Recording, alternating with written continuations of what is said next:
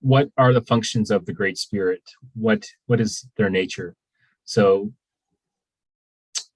let's probe that question.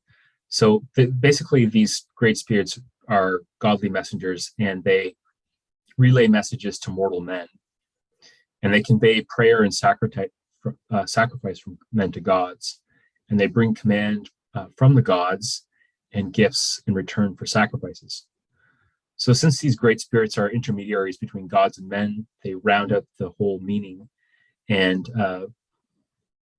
they round out the whole, and I wasn't sure what that term meant in the context of that sentence. So let me just rephrase this. So since the great spirits are intermediaries between gods and men, they round out the whole and they bind everything with everything. Okay, that makes sense. They are also the conduits of divination. They are the conduits through which art of the priests in sacrifice and ritual, in enchantment and prophecy and sorcery passes. The gods do not interact directly with men. They interact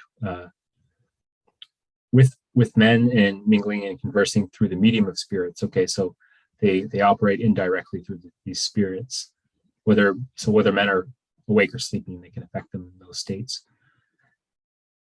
So a man who is wise in the ways of divination is a man of the spirit.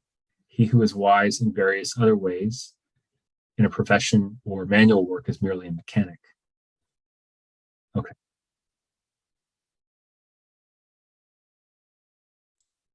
I don't know about you, but it seems almost like some proto-Christian thought, kind of like seeping in here, in what Diadema is saying. How so? Well, just taking a look at it, like talking about like spirit and like equating that with love, like how they kind of sit on the same part of the spectrum. There's the spirits which sit between the mortal and the immortal, so between us and God.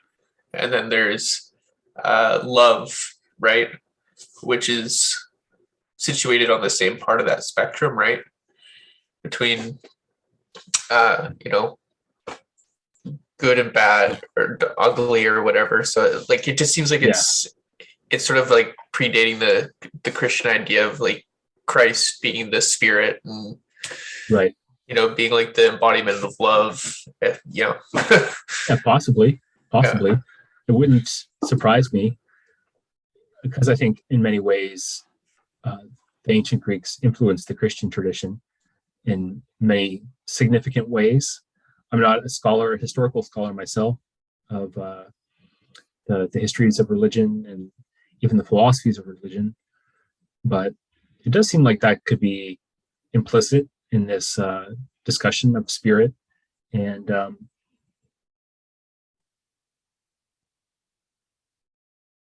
definitely seems to have divine nature to it in Plato, and or a semi-divine nature. It's not quite love. Maybe it's not quite the emotion or thing that the gods necessarily have, but humans do have it. Maybe it's what makes us distinctively human in a sense. But in any case, no, I think you bring up a good point. I'd like to maybe probe that a bit more deeply. I don't have any definitive answers to that myself, but it does seem to make sense.